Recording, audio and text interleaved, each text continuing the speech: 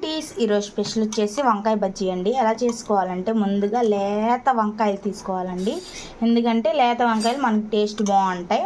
ఇలా లేత వంకాయలు తీసుకొని ముందుగా ఒక గిన్నె తీసుకొని దాంట్లో ఒక 2 టేబుల్ స్పూన్లు ఉప్పు వేసుకోవాలి. ఉప్పు వేసుకోవటం ఏంటంటే మనకి గండు రెక్కకుండా ఉంటాయి అన్నమాట. అందుకని మనం ఉప్పు వేసుకున్న వాటర్లో ఇలా 3 వంకాయలని ఇలా సెంటర్ కట్ చేసి ఇలా 4 ముక్కలు చేసుకోవాలన్నమాట. చేసుకున్నాక ఒక గిన్నెలో వేసేసుకోవాలి. తర్వాత 3 టమాటాలని ఇలా సన్నగా 4 ముక్కలు చేసి వేసుకోవాలి. 3 వంకాయలు తీసుకున్నాను, 3 టమాటోలు తీసుకున్నాను. ఇవన్నీ ఇలా వేసేసాను గిన్నెలో. ఇప్పుడు ఒక 7 పచ్చిమిరకాయలని ఇలా తుంపి వీటిలో వేసేసుకోవాలి. దాంట్లోకి ఒక నిమ్మకాయ సైజ్ అంతా చింతపండు వేస్తున్నాను అన్నమాట. ఇలా వేసుకోవటం వల్ల మనకు టేస్ట్ బాగుండిద్ది.